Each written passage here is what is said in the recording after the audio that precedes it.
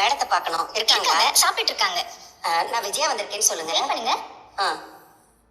என்னடா இவங்க டைவர்ஸ் வாங்கி கொடுத்துருவாங்களா? ஏன்டா அப்படி கேக்குற?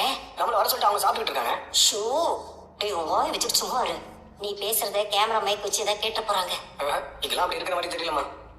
நமக்கு தெரியாது. இந்த மாதிரி व्यक्तिகிட்ட எல்லாம் ரொம்ப உஷாரா இருக்கணும். நீ முதல்ல அமைதியா இரு.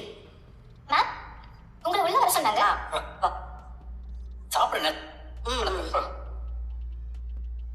டைம் ரொம்ப ஸ்ட்ரிக்ட்டா இருப்பாரு. நடுவுல கொஞ்ச நாளைக்கு முன்னாடி அல்சர் ப்ராப்ளம் வந்துருச்சு.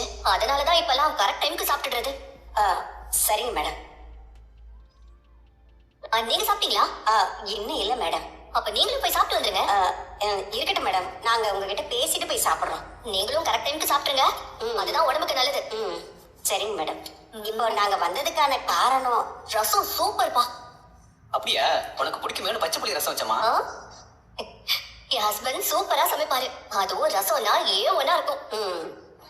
சரி, நீங்க சொல்லுங்க. ஒரு முக்கியமான விஷயம் உங்ககிட்ட கேட்கணும் மேடம். அதுக்குதான் நாங்க உங்களை பார்க்க வந்தோம். என் பையனுக்கு ஒரு பெரிய ஆர்டர் வந்திருக்கு.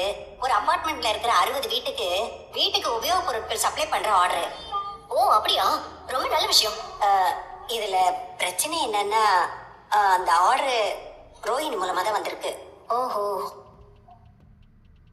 இவனும் ரோஹிணி சேர்ந்துதான் அந்த ஆர்டரை செய்ய வேண்டிய கட்டாயத்துல இருக்கு மேடம். அந்த ஆர்டரை விடவும் முடியாது. அதான் உங்ககிட்ட கேட்டுட்டு போலான்னு வந்தோம்.